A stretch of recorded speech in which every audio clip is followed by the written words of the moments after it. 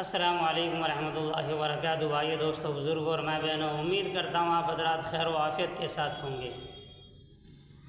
तो भाइयों, दोस्तों, मैं आपको एक बहुत ही अच्छा और इबरतनाक किस्सा सुनाने जा रहा हूँ। और वो किस्सा ये है कि एक नेक माँ की अपने एक नेक बेटे को ख्वाब में वसीयत करना। तो भाइयों, दोस्तों, बहुत ही अच्छा वाक़या है। आप सुनकर इस किस्से से बहुत इबरत हासिल करेंगे। शर्त यह है कि आप इस किस्से को आखिर तक सुनें। तो भाइयों, दोस्तों, एक बुज़ुर्ग हैं उस्मान बिन सौदा रहमतुल्लाह अलैह। उस्मान बिन सौदा रहमतुल्लाह अलैह फरमाते हैं कि मेरी वालदा बहुत इबादत गुजार थी, बहुत इबादत किया करती थी।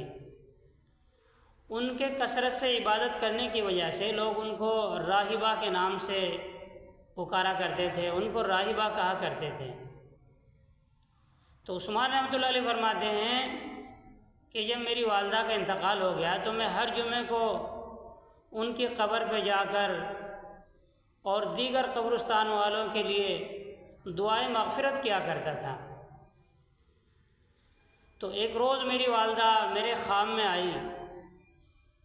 मैंने पूछा अपनी वालदा से, अम्मी जान ठीक हो, खैरियत से हो, क्या हाल है? तो उस्मान रहमतुल्लाह अलैह फरमाते हैं कि मेरी वालदा ने ये जवाब दिया कि बेटा, मौत इंतहाई बेचैन कर देने वाली है। अलबत्ता ये कि अल्हम्दुलिल्लाह हम काबिल तारीफ़ बरज़ख में हैं, यानी हम अच्छी हालत में हैं। हम यहाँ फूल बिछाते हैं और महीन और दबीज़ रेशम के गद्दों पर आराम करते हैं और क़यामत तक इसी हालत में रहेंगे।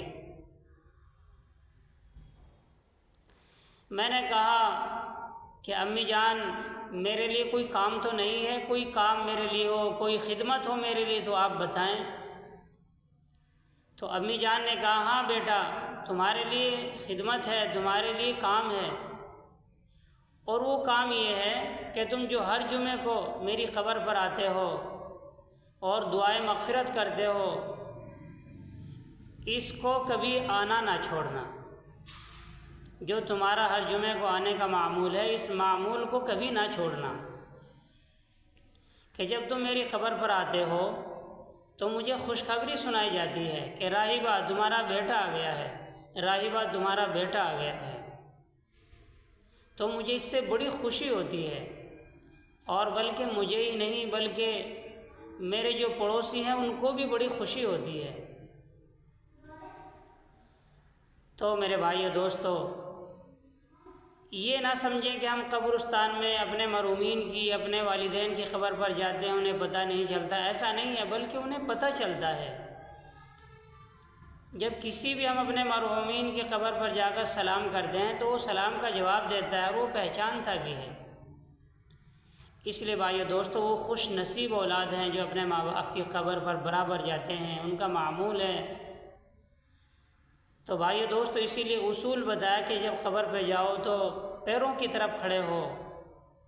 पैरों की तरफ खड़ा होने से कब्र वाले को ये फ़ायदा है कि उसको पहचानने में आसानी होती है।